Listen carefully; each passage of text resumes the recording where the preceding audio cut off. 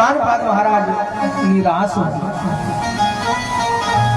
एक दिन की बात है, महाराज उत्तानपाद ने अपनी पत्नी सुनीति से कहा, देवी वैसे तो भगवान की कृपा से मेरे यहाँ सब कुछ है, किसी चीज की आवश्यकता नहीं, लेकिन प्रभु ने मुझे संतान नहीं। आज मैया सुनीति ने बार बार समझाया, प्रभु मैं आपसे एक बात बोलना चाहती हूँ। का बताओ देवी। का महाराज एक काम करो, मेरे द्वारा संतान का जन्म यदि नहीं हुआ कोई बात नहीं, राजन आप दूसरा विवाह कर लीजिए। जिसे कहा दूसरा विवाह कर लीजिए, महाराज उत्तानपाद ने मना कर दिया, देवी मैं विवाह नहीं करूंगा, यदि घर में शौच आ जाएगी वो तुमको रहने नहीं देगी, इसलिए मैं विवाह नहीं करूंगा। लेकिन महाराज आज बार बार मैया सुनीति ने समझाया। जब मैया सुनीति ने बार बार समझाया, अंत में राजा उत्तानपाद ने दूसरा विवाह कर लिया। जैसे महाराज दूसरा विवाह किया, दूसरी पत्नी का नाम है सुरुचि। आज सुरुचि जैसे विदा होकर महल में प्रवेश करने के लिए जा रहा, उसी समय सुरुचि को पता चला कि मेरे महल में मेरी शौत बैठी है। आज महल में प्रवेश करने के पूर्व आज ठहर गए। इधर मैया सुनीति सुंदर सोने की थाली में आज आरती को तैयार किया कि मेरी छोटी बहन आ रही है, विदा होकर मैं जाकर आरती उतारूंगा। लेकिन इधर सुरुचि ने क्या किया, महाराज मैं महल में तभी प्रवेश करूंगी जो महल के अंदर मेरी शौत बैठी है, मेरी शौत घर से बाहर आ जाएगी, तब जाकर मैं महल में प्रवेश करूंगा। अब महाराज उत्तानपाद कुछ बोल नहीं रहे, क्या किया जाए। अंत में एक मंत्री ने जाकर सारी बात मैया सुनीति को बता दी। जैसे मैया सुनीति को ये बात बताई कि जो तुम्हारी छोटी बहन आ रही है विदा होकर, आज इसका कहना है जब तक आप महल में रहोगी तब तक महल में वो प्रवेश नहीं करेगी।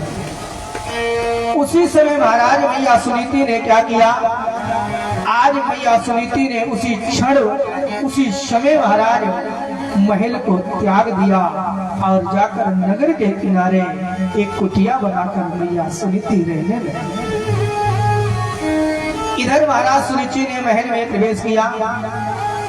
जब महाराज महल में सुरुचि ने प्रवेश किया, आज आनंद से रहने लगी। लेकिन धन्य है सुनीति जो कुटिया में रहती है, परमात्मा का भजन करती है, लेकिन आज भी परमात्मा से एक चीज मांगती है, प्रभु आपने मेरी गोद को सोना कर दिया, कोई बात नहीं, लेकिन जो मेरी छोटी बहन आई है महल में रहती है, प्रभु आप उसकी गोद को भर देना। धन्य है सुनीति जो एक महल से बाहर कर दिया, तभी परमात्मा से प्राप्त करती है, परमात्मा से कहती है मेरी छोटी बहन गोद भर देना। धन्य है सुनीति, धन्य है। प्रभु से एक ही बात कहती है, मेरी छोटी बहन की गोद भर। आज इधर महाराज मेरे गोविंद की इस प्रकार से कृपा हुई। आज मेरे प्रभु ने सुनीति को भी पुत्र दिया और सुरुचि को भी पुत्र दिया। मैया सुनीति के पुत्र का नाम रखा गया ध्रुव और मैया सुरुचि के पुत्र का नाम है उत्तम। आज दोनों प्राणियों को पुत्र हुआ। इधर मैया सुनीति अपने ध्रुव को सुंदर सुंदर उपदेश दे रही है।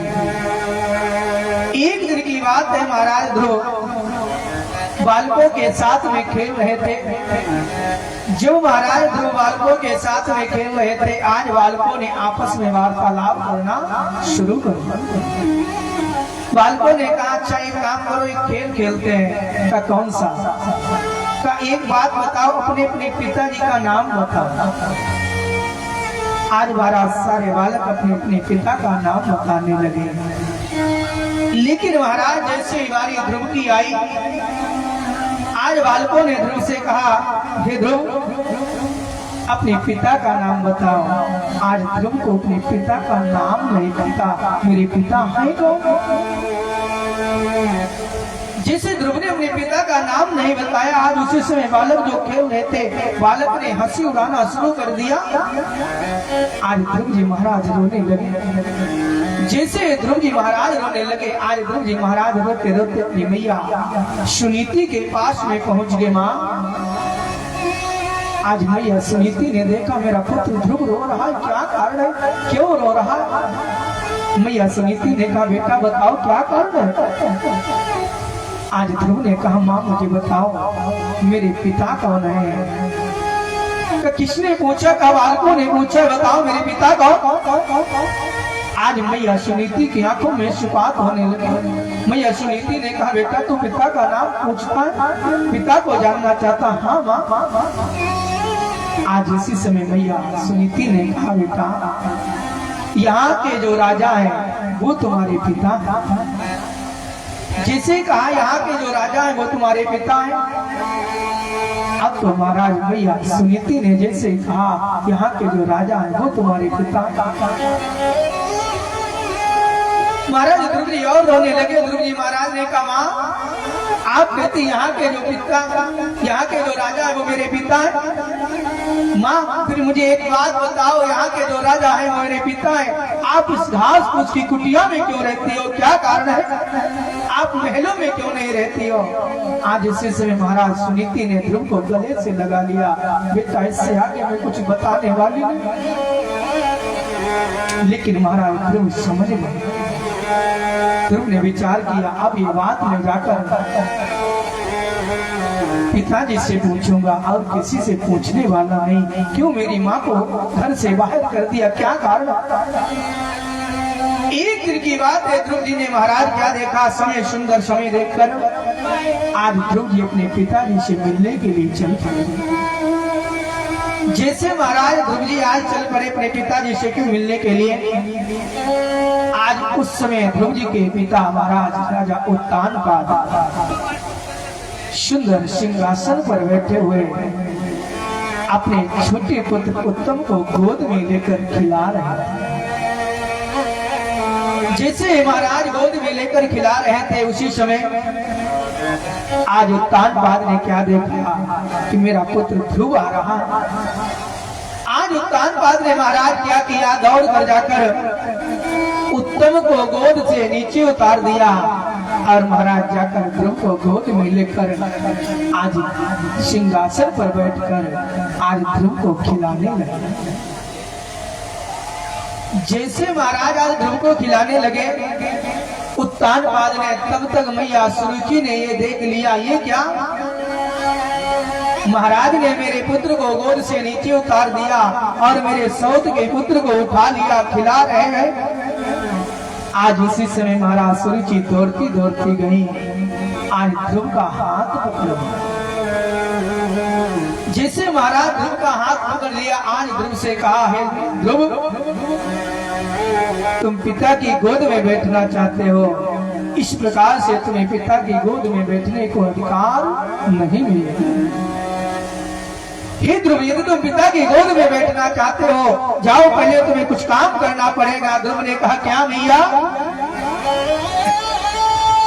आज सुरुचि ने कहा है ध्रुव जाओ पहले परमपिता परमात्मा का भजन करो और जब परमात्मा प्रसन्न हो जाए परमात्मा से वरदान मांगना, इस जन्म में नहीं अगला जन्म मिले मेरी कोख से लेना, फिर जाकर तुम राजा की गोद में बैठ पाओ। आज जैसे मैया सुरुचि ने ये बात कही, आज इसी समय महाराज ध्रुव रोने लगे। लेकिन इस समय की बात है महाराज राजा उत्तानपाद होकर बैठ गए, कुछ बोल नहीं रहे। यदि राजा उत्तानपाद कुछ बोल देते तो आज ध्रुव महाराज भगवान की प्राप्ति के लिए नहीं जाता। आज ध्रुव जी महाराज रोने लगे, लेकिन उत्तानपाद ने एक बात रानी सुरुचि के लिए कुछ नहीं कहा। आज इधर हो रहा ध्रुव जी रोते रोते अपनी मैया के पास में पहुंचे।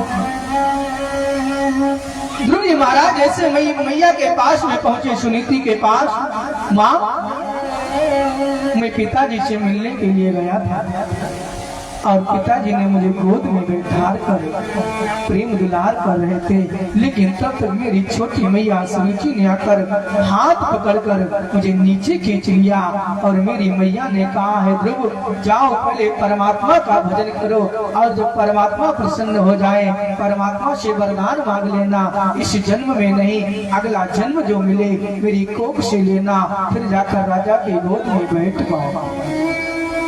माँ क्यों कहा, क्या कारण था मैया ने मुझसे इस प्रकार से शब्द बोले? आज उसी समय महाराज मैया सुनीति ने कहा बेटा ध्रुव ये कौन सी बड़ी बात है, माँ ने कहा है कोई गलत नहीं बोला। हे बेटा ध्रुव मैंने पिता का पता नहीं तुम्हें बता पाया, लेकिन तुम्हारी छोटी माँ ने परम पिता परमात्मा का पता बता दिया। अब ध्रुव जी महाराज कहते हैं माँ मुझे बताओ ये परमात्मा रहता कहाँ, मुझे परमात्मा से मिलना है, परमात्मा कहाँ रहता है मुझे बताओ माँ ये परमात्मा कहाँ है, मुझे परमात्मा कहाँ मिलेगा। आज मैया सुनीति ने कहा बेटा परमात्मा तो वैसे कण कण में वास करता है, हर व्यापक सर्वत्र समान, लेकिन दिखाई कैसे पड़ता है का प्रेम रूपी चश्मा लगाना पड़ेगा, तब जाकर मेरा गोविंद मेरा परमात्मा दिखाई पड़ेगा। आप अहंकारी रूपी चश्मा लगा के देखना चाहो मेरा गोविंद दिखाई नहीं देते। आज ध्रुव जी महाराज कहते मुझे मैया परमात्मा से मिलना है, मुझे परमात्मा कहाँ मिलेगा माँ मुझे बताओ। मैया सुनीति बार बार समझा रहे बेटा कोई बात नहीं, माने शब्द बोल दिया, लेकिन ध्रुव जी कहते ना माँ मुझे परमात्मा से मिलना है, बताओ कहाँ मिले। आज मैया सुनीति ने कहा बेटा परमात्मा जंगल में रहता है, इसलिए कहा जंगल में रहता है। यदि मैं जंगल के लिए कहूंगी तो ध्रुव मान जाएगा, जिद नहीं करेगा। तो माँ जंगल में भगवान रहता है, परमात्मा जंगल में रहता है, लेकिन बेटा जंगल में परमात्मा ऐसा मिलने वाला नहीं, वहाँ पर बड़े बड़े पशु रहते हैं, उनके बीच में रहता है। माँ जंगल में रहता है मिलेगा। सुनीति मैया कहती बेटा ऐसे कैसे परमात्मा मिल जाएगा। जो संत हजारों वर्ष कहीं तप करते थे, भगवान का भजन करते हैं, तब जाकर कहीं परमात्मा की एक झलक दिखाई पड़ी, और तू तो ऐसे परमात्मा की खोज कर रहा, इसे परमात्मा तेरे लिए ही बैठा।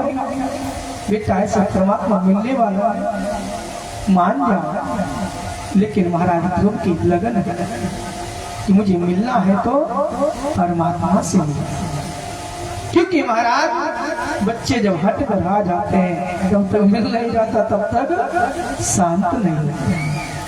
अब ध्रुव जी महाराज ऐसे महाराज हट कर बैठे हैं मानो कि परमात्मा को पाकर ही रहूंगा, लेकिन महाराज एक बात और होती है, यदि हम लोग हट पर हो जाएं और सच्ची लगन हो जाए तो मंच के साथ में कह रहा हूं महाराज वो बात आपकी सत्य हो जाएगी, इसमें संशय नहीं। कोई कार्य संभव नहीं है, परमात्मा भी आएगा आपके सामने कब,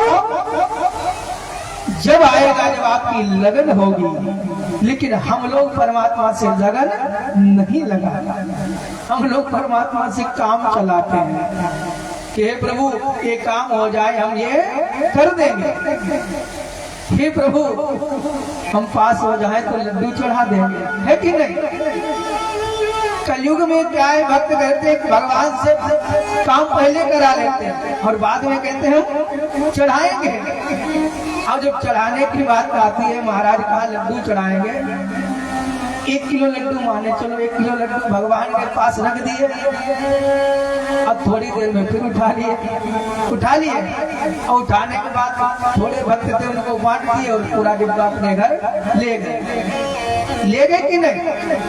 अब बताओ परमात्मा ने खाया, परमात्मा ने स्वयं खा रहे हैं लड्डू, और नाम किसका हो रहा है कि माँ भगवती को प्रसाद चढ़ाया है, बोलो राधे।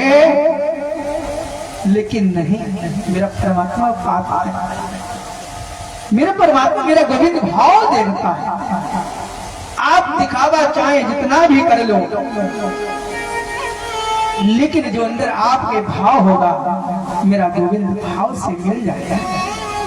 यदि आप भाव से भजो तो कोई कार्य संभव नहीं। एक तो सर्वप्रथम महाराज लगन होनी चाहिए। हम लोग बीच में विश्वास छोड़ देते हैं, भगवान से लगन लगाते हैं लेकिन बीच में विश्वास छोड़ देते, कोई काम गलत हो जाएगा। अब भगवान की भक्ति बिल्कुल नहीं करेंगे। क्यों? भगवान ने मेरे साथ ऐसा कर दिया। अरे महाराज, भगवान कुछ करने वाला नहीं, भगवान कुछ नहीं करता है। जैसा करोगे वैसा ही भरोगे, ये सत्य बात। भगवान क्यों करेगा? भगवान किसी के साथ में बुरा नहीं करता, भगवान सदा सर्वदा अच्छा ही करता है। लेकिन हम लोग परमात्मा को लगन से नहीं, और जिस दिन परमात्मा से लगन लग गई उस दिन संसार छूट जाएगा। मेरा देव आज ध्रुव जी महाराज ने लगन को लगा बैठे, मैं गोविंद से मिलकर रहूंगा, परमात्मा से मिलकर रहूंगा। आज परमात्मा को याद कर रहे हैं, हे गोविंद, हे प्रभु तुम कहाँ मिले? आज मैया सुनीति बार बार समझा रहे हैं, बेटा ध्रुव मान जाओ। सुनीति मैया बार बार विचार कर रही, मेरा बेटा ध्रुव कहीं इधर उधर ना चला जाए। आज रक्षा करने लगी, देखभाल करने लगी। इधर एक दिन की बात है, ध्रुव जी ने मैया सुनीति को सोता हुआ छोड़कर रात में वहां से चले। जैसे महाराज जंगल की ओर चलने लगे, क्योंकि मैया ने कहा है मेरा गोविंद मेरा परमात्मा जंगल में रहता है। अब मैं जंगल में जाकर परमात्मा से मिलकर रहूंगा।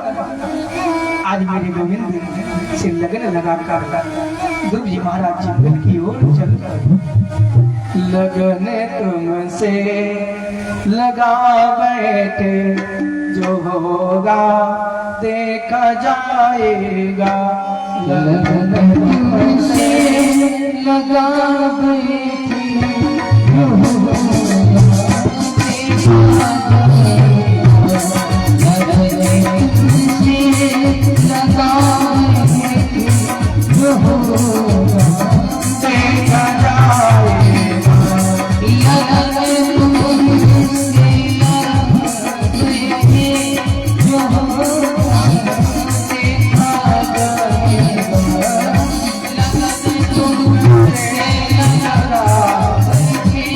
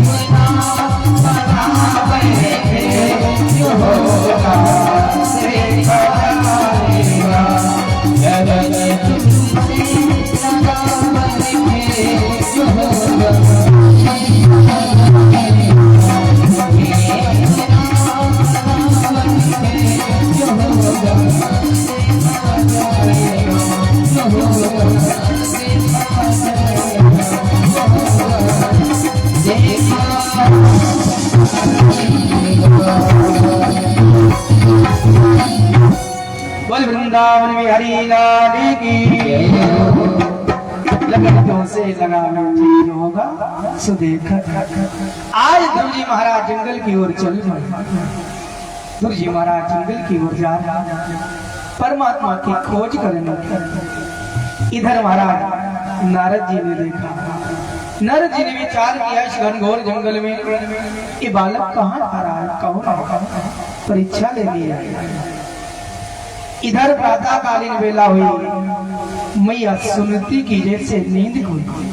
मैया सुनीति ने कहा मेरा पुत्र ध्रुव कहाँ चला गया। आज ध्रुव की खोज करेगा। राजा उत्तानपाद के पास में ये समाचार पहुंचा कि ध्रुव मैया को छोड़कर चला गया। अब उत्तानपाद भी महाराज खोज करने लगे, लेकिन ध्रुव मिलने वाला नहीं। नारद जी ने विचार किया चलो इस वक्त की परीक्षा ली। देखिए क्या परमात्मा की प्राप्ति के लिए आया है कि दिखावे का भक्त है। आज नारद जी ने महाराज परीक्षा लेने के लिए ध्रुव जी के पास में चलने लगे। सुंदर वीणा को उठाया, हरि का नाम लेते हुए आज नारद जी ध्रुव जी के महाराज पास में आने लगे। हरि शरणम हरि शरणम हरि शरणम हरि शरणम हरि शरणम हरि शरणम हरि शरणम हरि शरणम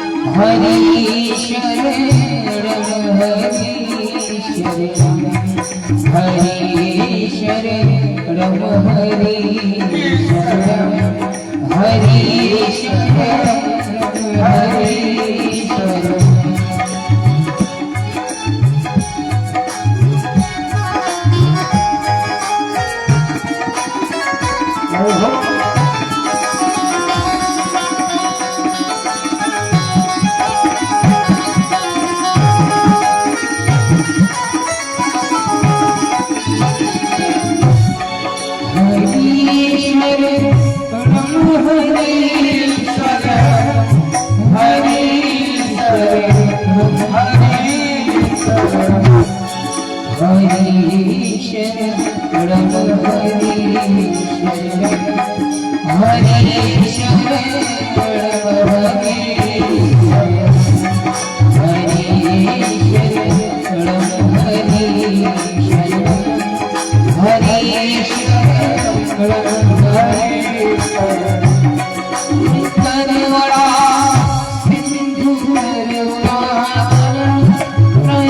हरि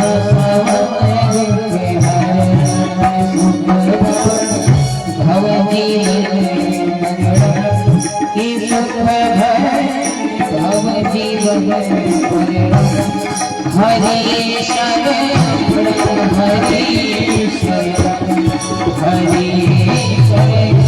हरि शरणम हरि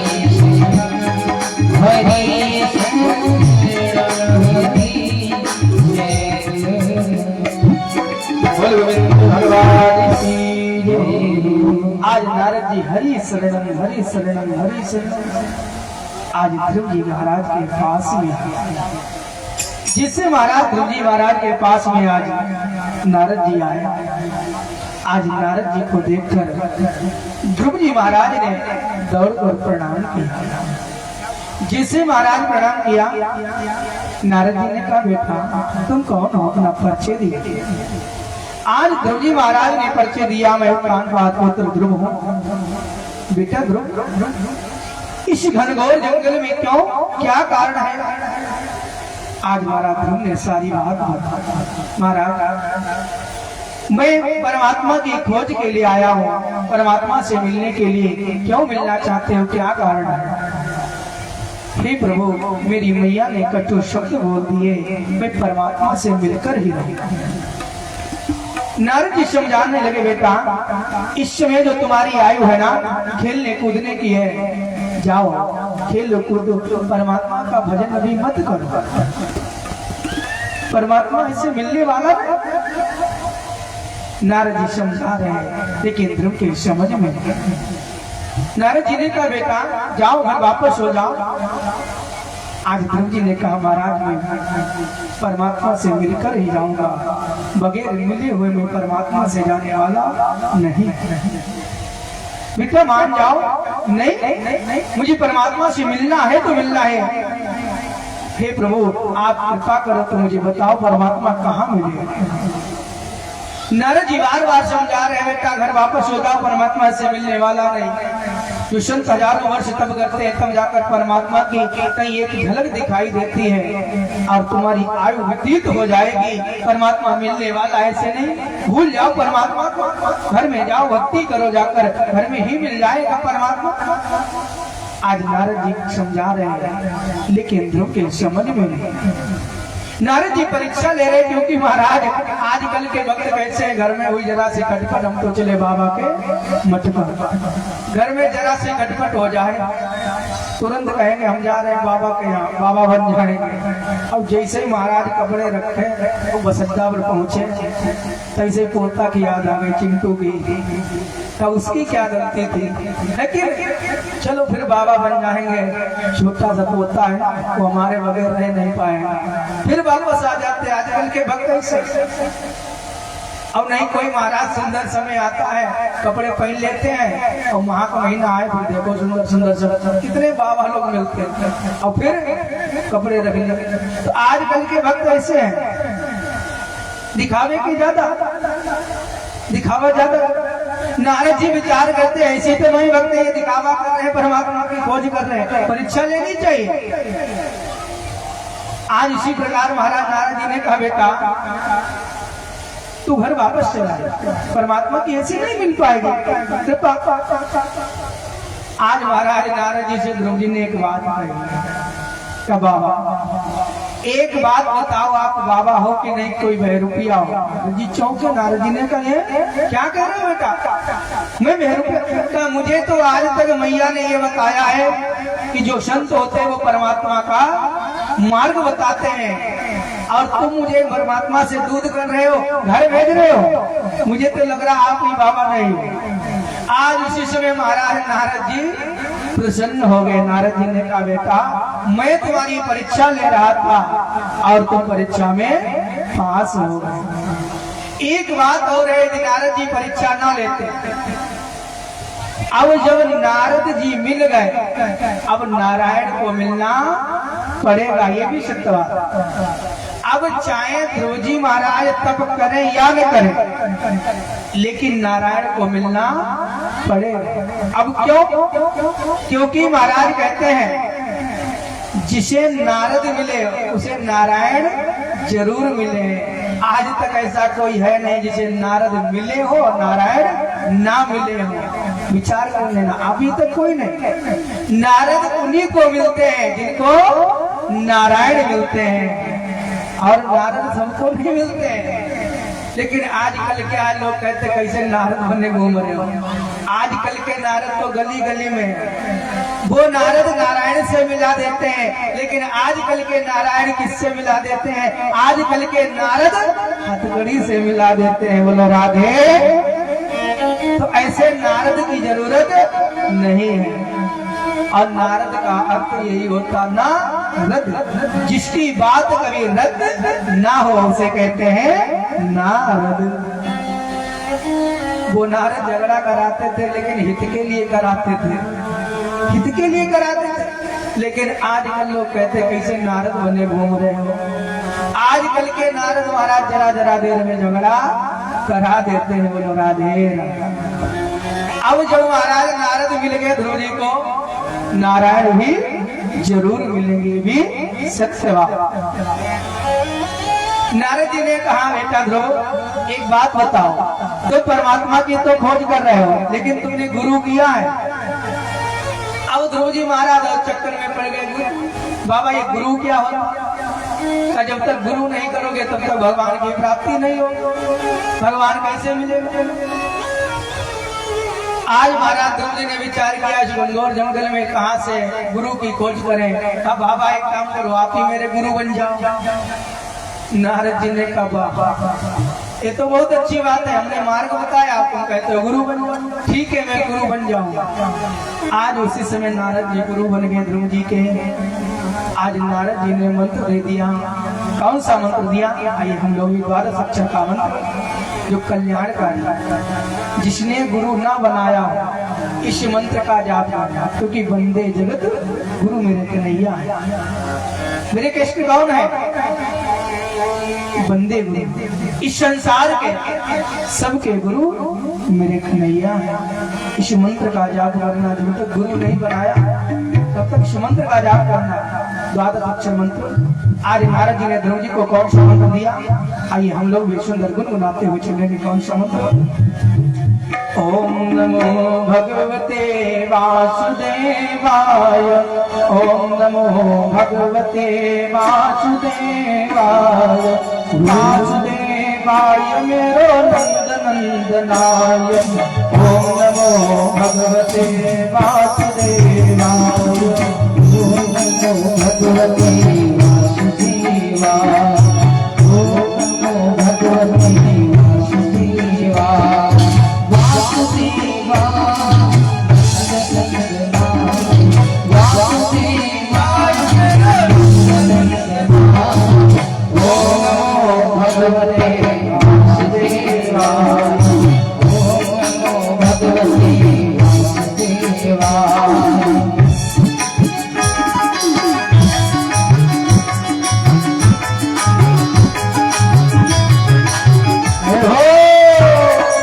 वासुदेवाय मेरा जितिन भैया ताली की सेवा करते हुए, वासुदेवाय जितिन भैया ताली सेवा करते हुए, ओम नमो भगवते वासुदेवाय, ओम नमो भगवते वासुदेवाय, ओम नमो भगवते वासुदेवाय।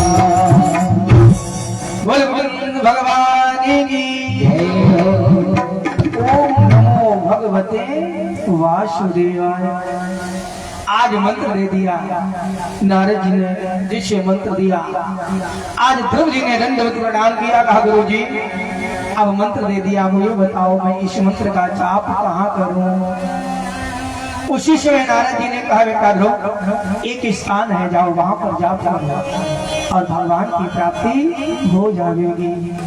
का कौन सा स्थान दिया? तत्र गच्छ भवान यमुना तटे शुचि पुण्यम मधुरम।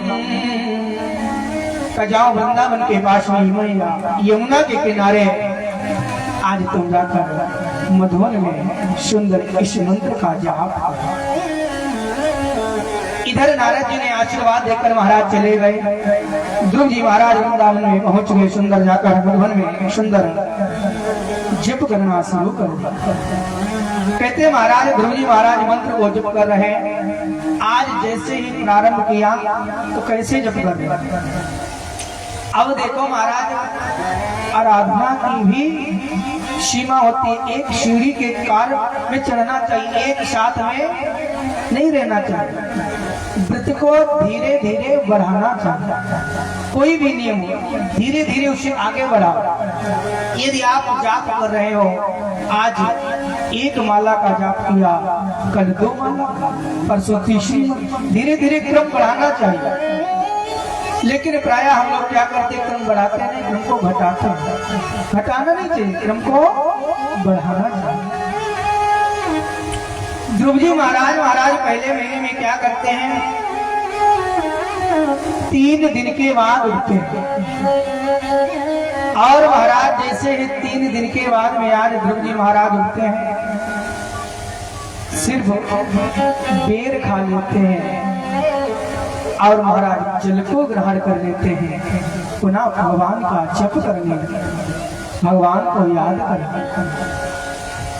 धन्य है ध्रुव जो 5 वर्ष की अवस्था में 3 दिन के बाद उठकर बेर खाकर और जल को ग्रहण करके फिर भगवान की प्राप्ति करने के लिए बैठे। आज इस प्रकार से महाराज धीरे धीरे 1 महीना व्यतीत हुआ। नारद जी आए। नारद जी ने कहा बेटा ध्रुव क्या किसी फल की प्राप्ति हुई है? नारायण ने दर्शन दिया है कि नहीं? ध्रुव जी ने कहा ना गुरु जी अभी कोई दर्शन नहीं हुआ। आज इसी समय नारद जी ने कहा बेटा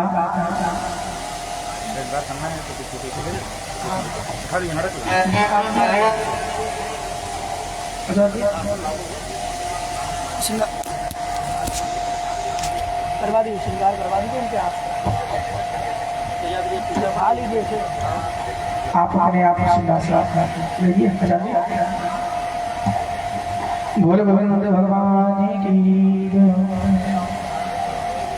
आज ध्रुव जी महाराज 1 महीना जैसे व्यतीत हुआ, दूसरे महीने में जैसे तप करने लगे। कहते हैं क्या हुआ, ध्रुव जी महाराज 6 दिन के बाद उठते हैं। और जब महाराज 6 दिन के बाद उठते हैं, ध्रुव जी क्या करते हैं, प्रथम महीने में ध्रुव जी महाराज कहते हैं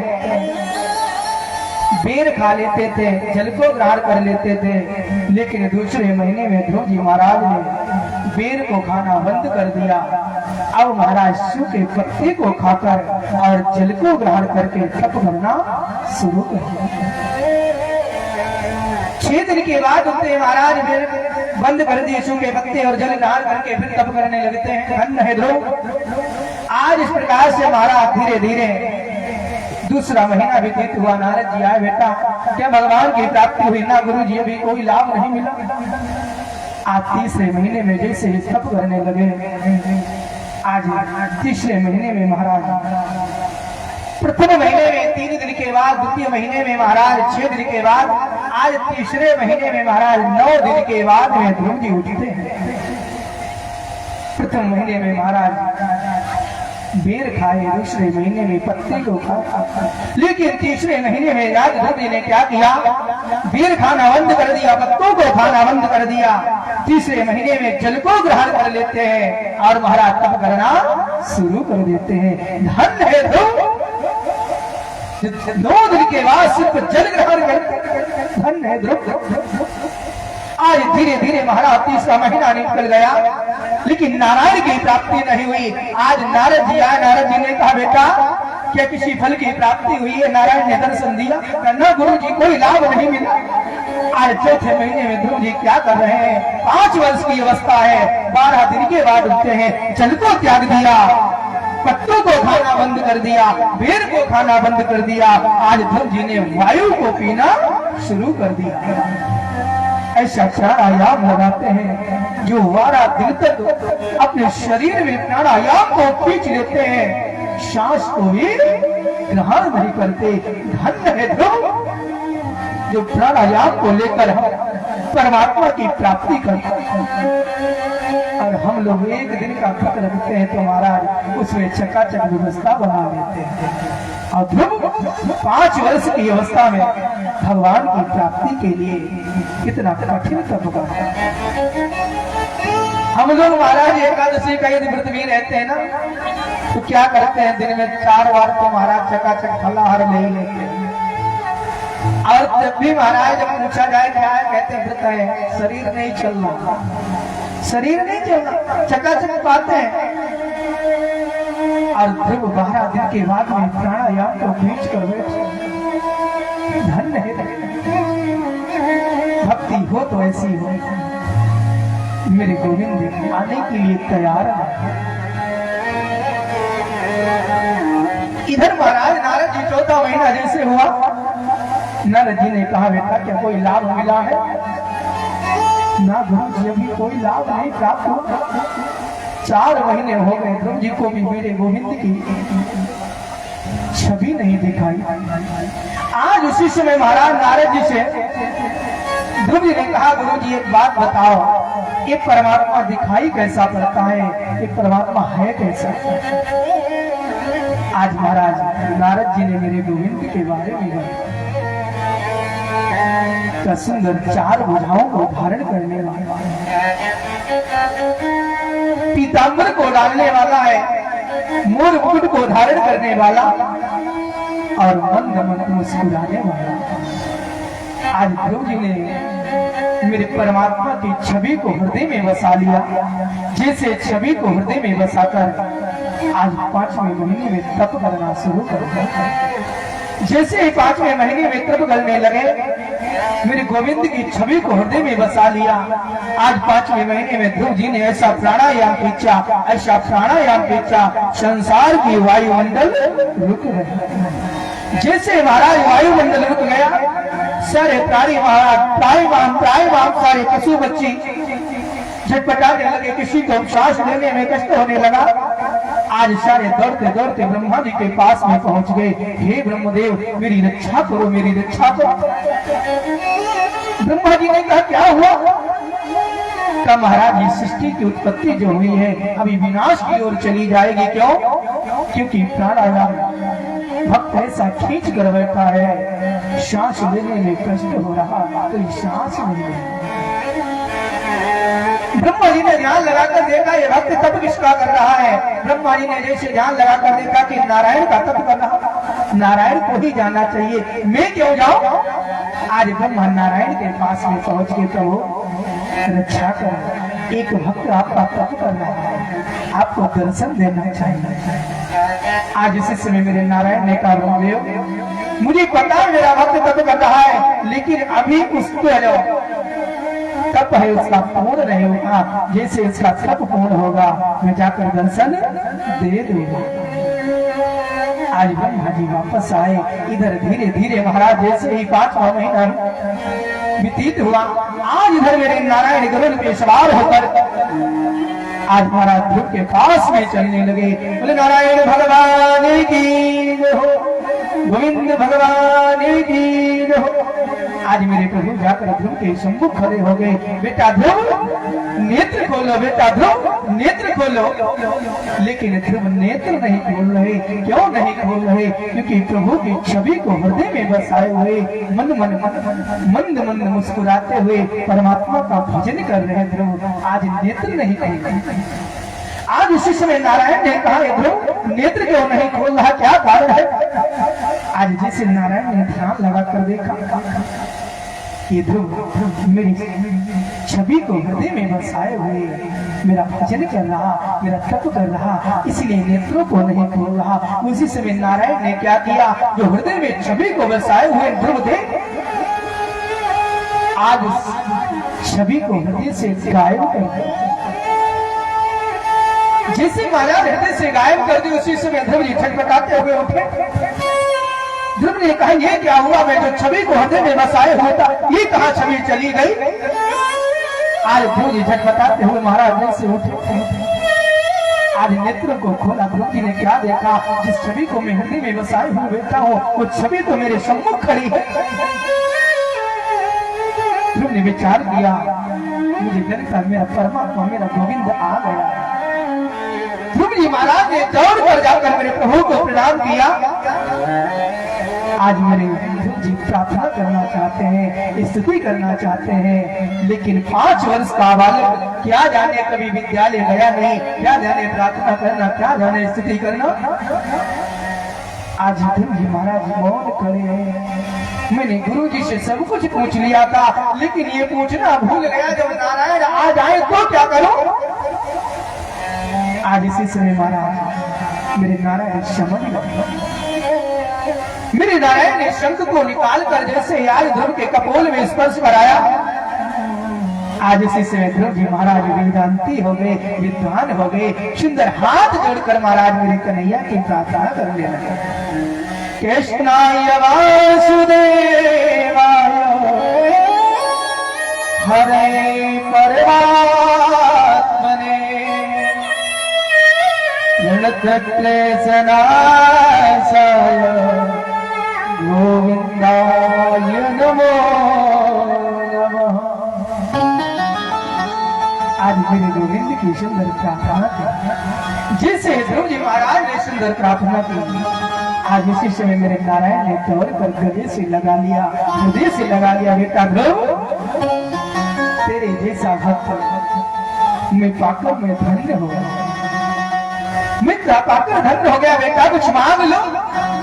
बेटा मुझे आने में देर हो गई, मुझे क्षमा कर। धन्य है परमात्मा। आज परमात्मा को भक्त से क्षमा मांगनी पड़ रही है। बेटा मुझे क्षमा कर दो। यही अभी आगे कथा आएगी प्रहलाद की, और प्रहलाद से भी मेरे नारायण कहेंगे, बेटा मुझे क्षमा कर दो, आने में देर हो गई। ये शक्ति है, भक्ति में इतनी शक्ति है जो परमात्मा को भी क्षमा मांगनी पड़ जाती है। धन्य है मेरा नारायण। बार बार महाराज क्षमा मांग रहे। इधर मेरे नारायण ने कहा, बेटा ध्रुव कुछ मांग लो, मांग लो। आज ध्रुव महाराज कुछ मांगने के लिए तैयार है। ध्रुव जी ने कहा, महाराज मुझे आपकी प्राप्ति चाहिए थी, वो हो गई, अब किसी चीज की आवश्यकता नहीं। बेटा मुझे पता है तुम माँ के कारण आए थे, जाओ मैं तुम्हें आशीर्वाद देता हूँ। जिस माँ के कारण आए थे वही माँ तुमको गले से लगा लेगी, हृदय से लगा लेगी। जाओ बेटा मैं तुम्हें आशीर्वाद देता हूँ। 36,000 वर्ष राज्य करोगे, और 36,000 वर्ष राज्य करने के बाद मेरे परम धाम को प्राप्त होगे। बेटा ध्रुव, एक आशीर्वाद और दे रहा हूँ, जब तक ये सूर्य और चंद्रमा रहेगा तब तक तुम्हारा नाम ध्रुव तारा के नाम से विख्यात रहेगा। आज इधर मेरे नारायण ने आशीर्वाद दिया, और नारायण ने आशीर्वाद देकर वहां से चले गए। बोले नारायण भगवान की जय हो। इधर महाराज जाकर अंकु जी ने सुंदर महल में जैसे ही प्रवेश किया, जाकर सर्वप्रथम मैया सुरुचि से मिले। आज सुरुचि ने जो कटु शब्द बोले थे, दौड़ कर सुरुचि ने ही अपने पुत्र ध्रुव को गले से लगा लिया। अंत में जाकर मैया सुनीति से मिले, अंत में जाकर अपने पिता उत्तानपाद से मिले, आनंद से रहने लगे। उत्तानपाद जी महाराज ने उसी समय ध्रुव को बुलाकर सिंहासन पर बैठाल कर तिलक कर दिया और अपने छोटे पुत्र उत्तम का हाथ पकड़ाकर और वहां से जंगल की ओर चले गए भगवान की प्राप्ति करने। आज इस प्रकार से महाराज सुंदर ध्रुव चरित्र की कथा को बताया। राजा परीक्षित सुंदर श्रवण किया। राजा परीक्षित ने कहा, प्रभु मैं धन्य हो गया, आपने ऐसा पावन चरित्र मुझे श्रवण कर। इधर महाराज ध्रुव सुंदर राज्य कर रहे हैं और उन्हीं ध्रुव के वंश में महाराज सुंदर कई राजाओं 36 वंश राज्य किया। अंत में महाराज ध्रुव के वंश में राजा अंग के वंश में महाराज एक राजा बने थे। अंग राजा तो महाराज जो थे वो धर्मात्मा राजा, लेकिन महाराज उन्हीं का एक पुत्र हुआ राजा हुए, और राजा हुए जो महाराज था वो दुष्ट राजा, उसने परमात्मा की भक्ति करना बंद करा था। जो भी मैं हूं मेरे नाम से पूजन अर्चन करो। इधर महाराज नारायण ने को पता चला, अंत में वेन का उद्धार हुआ। जो महाराज राजा वेन का उद्धार हुआ